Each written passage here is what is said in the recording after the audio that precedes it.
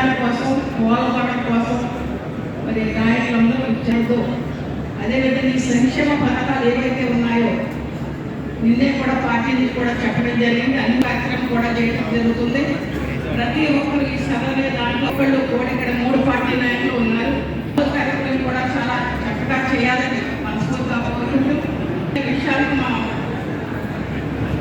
మీరందరూ Telugu Desam party polit bureau సభ్యులు, పశ్చిమ గోదావరి జిల్లా తెలుగుదేశం పార్టీ అధ్యక్షులు శ్రీ మద్దెన రామరాజు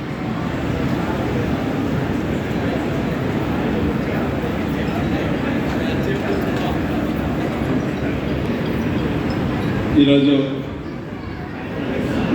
రాష్ట్రంలో భాగంగా అధికారం వచ్చి 2 సంవత్సరాలు పూర్తి చేస్తున్న సందర్భంలో ముఖ్య అతిథిగా చేసినటువంటి గౌరవనీయులు కేంద్ర మంత్రి శ్రీనివాసరావు గారికి, స్థానిక శాసనసభ్యులు పిఎస్సి చైర్మన్ గౌరవనీయులు శ్రీ అంజబాబు గారికి, వేదికటువంటి మన యొక్క భీమవరం నియోజకవర్గ ఇన్ఛార్జ్ వర్యులు మేడం గారు, ఇటువంటి తోటా సీతారాం, అదేవిధంగా వేదిక వచ్చినటువంటి పెద్దలకు, చైర్మన్లకు కానీ, వివిధ బీజేపీ కార్యకర్తల కానీ సభ్యులందరికీ కూడా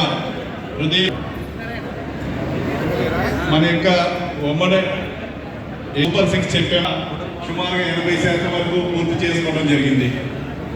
ముఖ్యంగా ఉప ముఖ్యమంత్రి పవన్ కళ్యాణ్ గారు కానీ, నరేంద్ర మోడీ గారి యొక్క నేతృత్వంలో మన రాష్ట్ర అభివృద్ధి ముందుకు తీసుకెళ్ళడం జరుగుతూ ఉంది. అంతేకాదు పక్కన లోకేష్ బాబు గారు కూడా రాష్ట్రంలో నుండి పరిశ్రమలు ఎక్కువగా తీసుకురావడానికి బాగా అభివృద్ధి, ముఖ్యంగా ఈరోజు చూస్తున్నాం మన వేదికటువంటి గౌరవ మంత్రి శ్రీనివాసరావు గారు ఆధ్వర్యంలో మన యొక్క ప్రాంతీయ కార్మికులుగా పనిచేస్తున్నటువంటి వైజాగ్ స్టీల్ ప్లాంట్ ఉంది. ఈరోజు అది ప్రైవేటీకరణ టెక్నాలజీ కానీ భారత సుమారుగా ఏదైతే మన పారిశ్రామిక అభివృద్ధి, ఉద్యోగ అవకాశాలు పెంచడానికి ఇన్వెస్ట్మెంట్ 42 లక్షల మందికి ఇవ్వడం జరిగింది.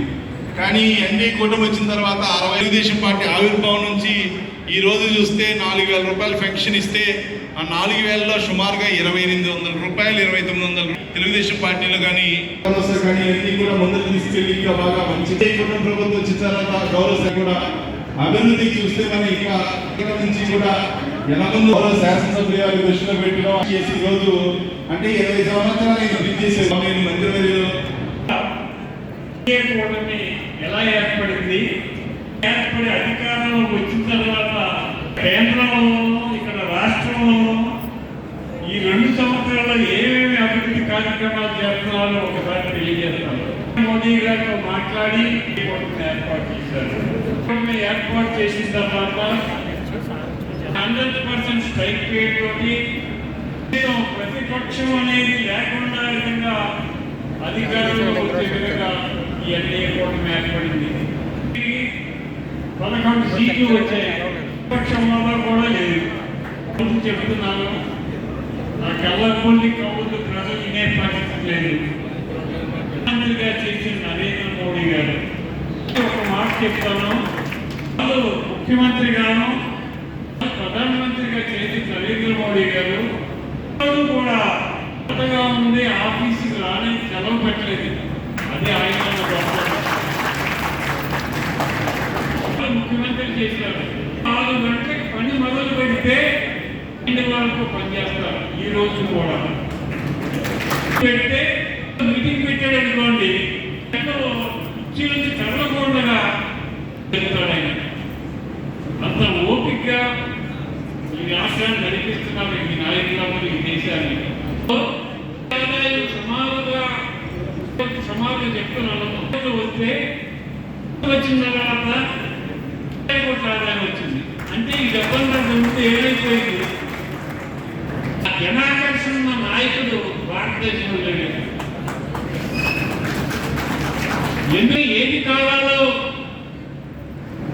గది చేయాలో, ఎలా పరిపాలించాలో అనే ఆలోచన ఉన్న వ్యక్తి పండుగ.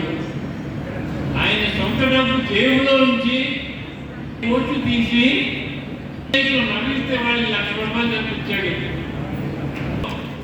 కట్టిపెట్టిన వ్యక్తుల్లో మన కళ్యాణ్ గారు ఉండాలి.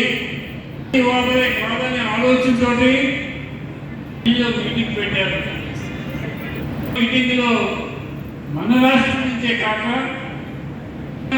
కర్ణాటక నుంచి రాష్ట్రాల నుంచి మీటింగ్ అయిన తర్వాత అని చెప్పి చెప్పారు.